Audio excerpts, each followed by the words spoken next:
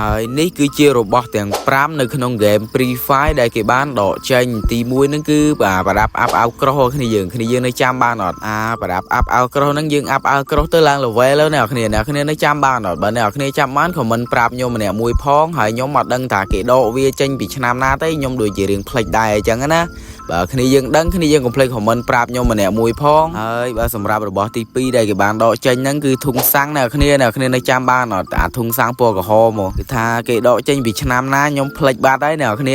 ដឹងកុំភ្លេចប្រាប់ខ្ញុំផងហើយអ្នកនរគ្នាធ្លាប់លេងចេះអត់អ្នកគ្នាធ្លាប់ដាក់ឈាមនៅគៀនធុងសាំងហើយយើងឲ្យគ្នាយើងរត់ទៅយោហើយយើងបាញ់ធុងសាំងបន្ទុះចោលហើយគ្នាយើងនុកអ្នកទាំងអស់គ្នាធ្លាប់ធ្វើអញ្ចឹងអត់សម្រាប់ខ្ញុំធ្វើអញ្ចឹងតែញយហ្នឹងធ្វើបាបតែគ្នាឯងដល់កហ្នឹងហើយសម្រាប់ទី3វិញគឺថាឡានអ្នកគ្នានៅចាំអាឡានពណ៌សដូច Lamborghini បានអត់គេថាអាឡានហ្នឹងគេដកចេញយូរដែរអ្នកគ្នាតែខ្ញុំភ្លេចដឹងគេដកចេញពីឆ្នាំណានេះព្រោះអីកាលហ្នឹងខ្ញុំអត់ដែរសូវបានលេងហ្គេមអញ្ចឹងណាចូលមកដល់គេដកឡានហ្នឹងចោលពីកាលអីប្រហែលជាឆ្នាំ2023ហ្នឹងហើយអ្នកគ្នាខ្ញុំទាយត្រូវអត់អ្នកគ្នាកុំភ្លេចខមមិនប្រាប់ហ៎នេះហើយបើសម្រាប់ទី4វិញគឺថាស្លាប់នោះអ្នកគ្នាស្លាប់ហោះនេះ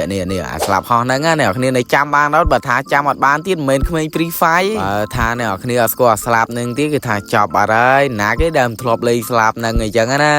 ហើយសម្រាប់អាស្លាប់នឹងដែរក៏គេដកចេញយូរដែរហើយអ្នកគ្នាហើយសម្រាប់របស់ចុងក្រោយដែលគេបានដកចេញហ្នឹងគឺកាតកំភ្លើងអ្នកគ្នានៅចាំមកតែកាតកំភ្លើងពួកកាឈូកអាហ្នឹងតក្មេងសេរីចាស់ហ៎មិនស្គាល់ក្មេងសេរីថ្មីអត់ស្គាល់ទេកាលហ្នឹងអីមានតែកាតហ្នឹងទៅពវល់យកកំភ្លើងបានអញ្ចឹងណា